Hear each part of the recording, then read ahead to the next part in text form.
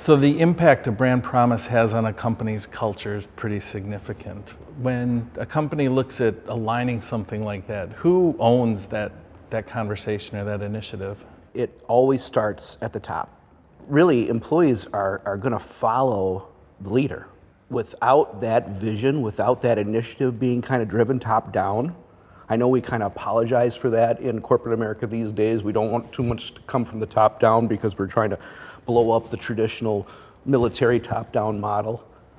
Without the vision from the leader, the people are kind of rudderless. You talk about leadership, but there's also leaders are people who inspire and make it happen. So it's the CEO giving that empowerment to his management team to really lead the efforts within their parts of the organization. That's a great question, and it's an important challenge that the CEO's got to overcome, because you're right on. Not everybody's wired into the same question. We all go to work trying to accomplish a different objective. The CEO wants everybody to be wired into the question of why. What's the meaning and purpose behind this organization? The different departments within a company, they're all wired into different questions. Sure. Let me show you. I'll just draw it out very quickly in a quadrant. I saw a presenter once, a business consultant by the name of Ian McDougall, draw this out once. And he said there's basically 4 departments within any company. One is in charge of invention, and their question is, why not? Makes sense, right? They're supposed to be inventing, right? Innovation, right? R&D.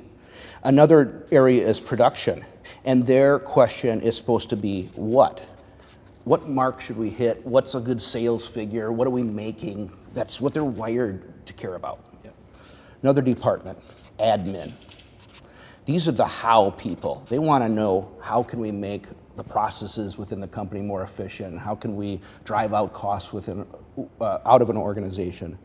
And finally, there's an area of the company called integration. It has to do with more like HR, even internal branding, corporate communications, and that has to do with the question of who.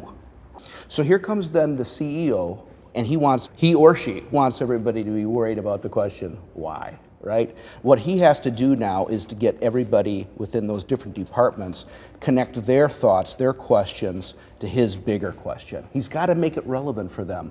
Otherwise, they'll gloss over it and default back into their natural setting of why not, what, how. Sure. So why kind of becomes that purpose that brings everything together. It's that connecting piece across all parts of the company. If you were to look at a business owner or a CEO and just give them one piece of advice of how they can pick up part of what you've been able to do here at CORE and bring it into their business, what would that be?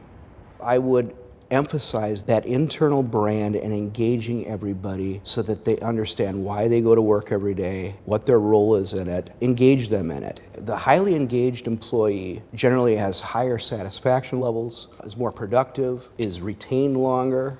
I mean, look at all the benefits that are derived by saying, this is what this company stands for. This is why I get up and go to work for this company every day.